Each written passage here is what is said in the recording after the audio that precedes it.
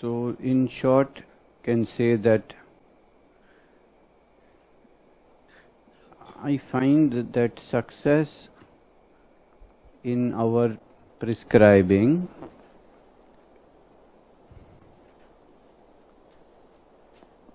is more definite, more sure when you look at any case from different angles, from different windows. If you look only one window, the chances of failure are more. If you look different windows, the chances of failure are less. This is what I understood. What are these windows? They are defined by these 8 boxes.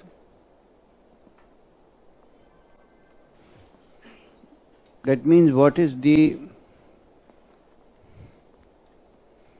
pathology or the organ affected.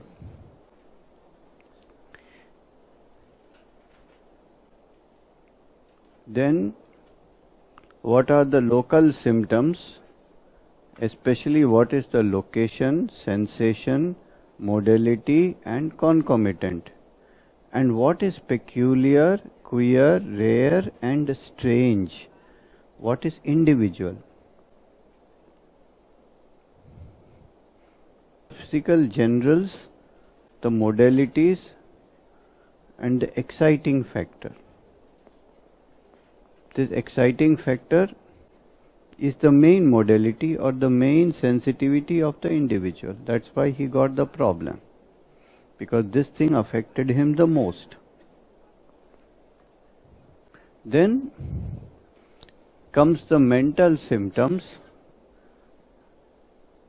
the observation of the physician or the people around the patient, and the effect of the chief complaint on the patient, which means the area of maximum sensitivity again. Where does it affect you? It must affect you where you are the most sensitive. Now this on the top in the blue we can call is the left brain data. That means more at the level of fact and figures like this. Below is the right brain data. That means more at the level of emotions, concepts, perceptions, sensations, the main idea or the concept. So this is a broader view of it. This is a particular, these are the trees, this is the forest. That's why we divide into upper and lower part. So in the right brain area, which is to do with more of perception rather than of data, of fact, then you have the dreams, fears, delusions, and the life situation of the patient. The life situation is also a kind of a delusion that everybody creates for himself. That I am a responsible man, I am a victim, I am a this, I am a that. So this situation that you create is also your delusion. So what situation has this individual created for himself in his life? That is also his delusion. Then comes the sensation or the experience. What is his innermost experience? And when you come to that experience, you will often find the data of the kingdom. That means this experience, is it an experience of structure, sensitivity or survival? What is the core experience of that individual? And when you explore the kingdom more, you will come to the data of the source. What are the source language that he uses? Then next is the miasm or the pace of the disease. Is it a very desperate situation? Is it a very solvable situation? Is it an acute situation? Is it a hectic situation? Is it a chaotic situation? What does he feel? And this miasm or pace is expressed in all the areas of the patient's life. It is expressed in the pathology, in the complaint, in his mind state, in his situation, in his dream. Everywhere this miasm is expressed. And the last is the genius or the pattern. That means, what is the connecting thread between all of these boxes? What is the thread? That thread is the genius or the pattern. What is the main idea? What is the essence? What is the melody? What is the tune in which all these different songs are being played? That is the genius or the pattern. So in this way, when we look at the case through all of these windows, our chance of going wrong becomes less. It is still there, but less. Then the three main things about the case taking are these words: exactness, completeness, and depth. Exactness means that to understand every symptom or sensation or experience exactly, not superficially but exactly, in all its detail. Completeness means to look at all the angles, all the windows, and depth means to see the pattern that connects all of these aspects. This is the, and then you go one step back and you also connect it to the 7 levels, which is name means diagnosis or pathology, fact, local symptom, emotion, delusion, sensation, energy pattern, and the witness. So you have the 7 levels in the case. And then when you go little bit forward and back into the 8 boxes, so these 8 boxes, they represent in some sense the 8 approaches in homeopathy. Many homeopaths will prescribe on the pathology only. Many books have been written about it. For example, best known is Burnet. Burnet used to prescribe mainly on pathology. If you had ringworm, you got bacillinum straight away. If you had gout, you got Urtica urens. If you had a liver tumor, you had Cardus marianus. So he used to have a pathological prescribing. Some people prescribe on the local symptoms using the repertory. And some people prescribe on general modalities and causation. You got ailment from vaccination, I will give you Thuja. Something like that. You got ailment from grief, I will give you Ignatia. Some people prescribe on mental symptoms alone. Says, I will only use mind symptoms. There's a whole school of homeopathy which says only mental symptoms. Okay? Some people, then what? This was the state of the homeopathy when I started. These were the 4 boxes. There was this or some combination. That was in a year 1981 when I started the practice of homeopathy. And my evolution started here. Because I said there are 2 sides of the brain. Why we are using only one side? Why not we should use our right side also? And you know very well that homeopathy started in Germany. In Germany, people only have the left side of the brain. They are very particular. This is how it is, exactly like this, exactly. If you go to Germany, you will know what I mean. Everything is exact. You know. Or you don't know. Once I went in one German spa. You know, it is this big thermal pool, heated water, you know all this? Natural water. You know this one? So I went there for relaxation. When I got the ticket, they gave me one program. Pool number 1, 6 minutes. Relax, 4 minutes. Pool number 2, 9 minutes. Relax, 3 minutes. And there was a whole map of how to go here, and out. So this was like this. This is their relaxation. So you can imagine what their occupation is like. So I'm just joking, of course.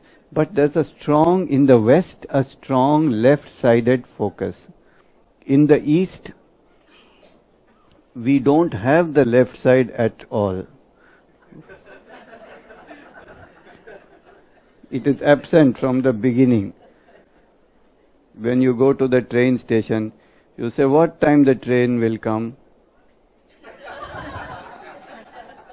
Maybe it comes, maybe it doesn't. Just meditate.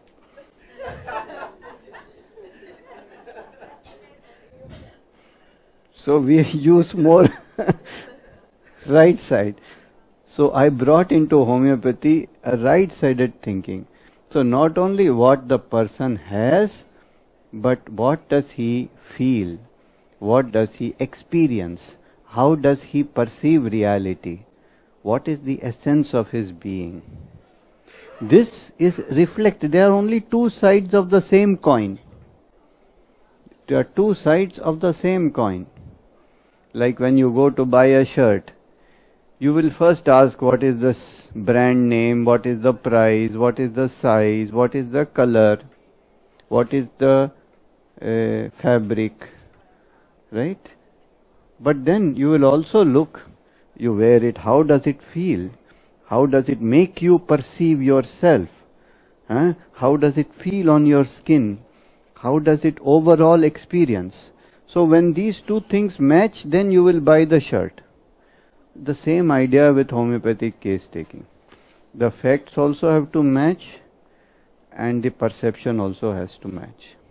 But they are only 2 sides of the same coin, as we will see in this case also. So from that I came to the idea of delusion. That the mental symptom, when people stopped here at mental symptom, for example, tarantula means music, dancing, and rhythm, cunning, colors, like this is mental symptoms. So I said, where does this come from? Then I said, it comes from perception or delusion. The main theme of tarantula is that she does not get attention. The perception is, nobody is giving me attention, especially a kind of a attractiveness, especially sexual, male, female. So when you don't get that attention, then you become cunning, and you become overactive, and you become colorful, and you start to dance and go to the discotheque and loud music and all of these things. And you can feign, you pretend, so you can get more attention. So this is the perception.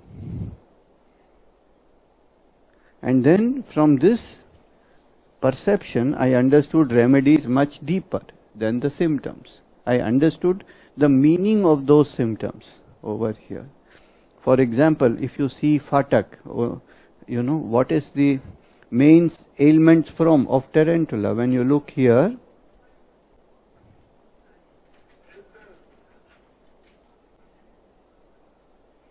Tarantula hispanica. When you see Phatak, you see here in generalities, you will see a very nice word here. It is given ill effects of unrequited love. What means unrequited? Unrequited means not reciprocated. Means you are in love, but the other person does not feel attracted towards you. So when that situation happens, that is when you need attention.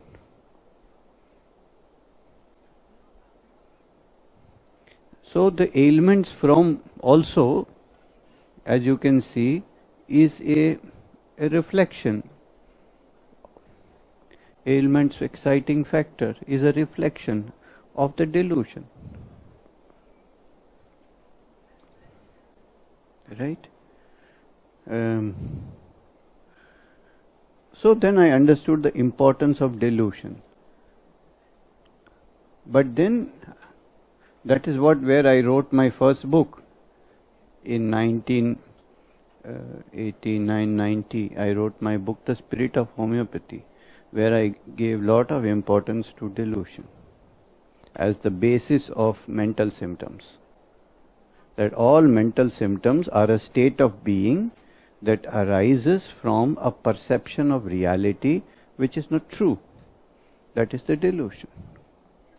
And then I identified the delusions of different remedies.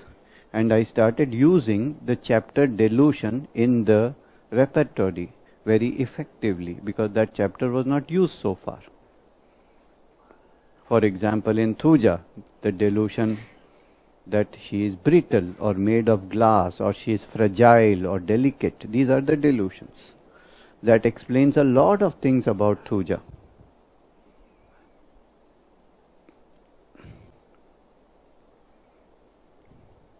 And you can observe this very often in Thuja patients.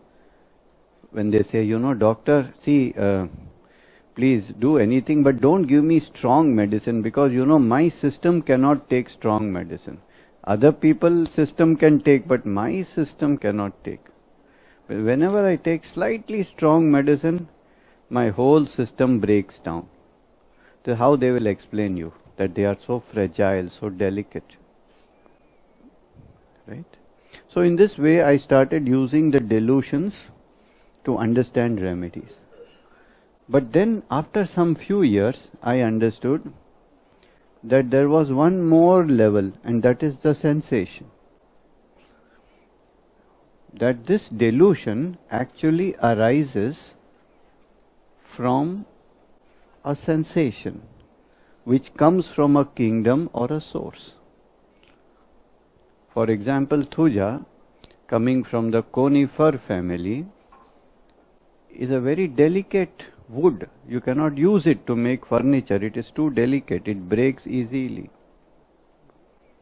Or for example, a spider, tarantula, is always seeking the attention of the female by doing dance and by doing rhythm. Thak, thak, thak, thak, thak, he will do. That the mating is very important in a spider. That he has to attract her attention is very important.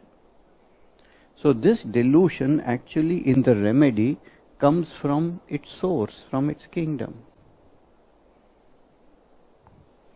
And therefore I started studying the three kingdoms, animal, mineral and plant, to understand what is the core experience of that remedy, even deeper than delusion. And when I started studying the kingdoms, then I saw that many patients have source qualities. And that comes out in very, very surprising ways. Very surprising ways. That they reflect the actual qualities of the source. Sometimes, not always. Not every patient. But if you take them deep enough, more patients will reflect it. I remember one case. She was a woman, and the whole case was like giving us the remedy lactifloratum, the milk of the cow. And at some point I asked her, how does she react? Because every patient I ask how you react to order, to plants and to animals. So she said, I like greenery very much. I like, the grass that is so green, so green, so green. And then I asked her, tell me what do you feel when you this? And then how she shifted, I don't know. But the very next sentence, and doctor, I forgot to tell you, I like to munch. All the time, every time I want something in my mouth and I just go, awa, awa, awa, awa, awa. So she was talking actually about grass. And suddenly she said, I forgot to tell you that I like to munch and munch. It was so funny. All the time, doctor. So why she said like this? How did this association come in her head? So like this you see so many times. It's quite remarkable when you hear that language. So anyway, I found that from the source, the kingdom sensation, comes the delusion, which causes mental symptoms and exciting factor, and this whole energy manifests as local symptoms and pathology. So it's just the other way around. And then comes the miasm or the pace, that each remedy has a certain depth or a desperation to it. Some are very deep, very desperate, some are not. That also has to match. And then the main idea of the remedy is the genius must match the main idea of the patient. When all of these things match together, our chances of success go very, very high. This is the basic philosophy. Now this philosophy, when you have to convert it into practice, what you need is basically skill in case taking. Because that is the way this philosophy gets converted into practice.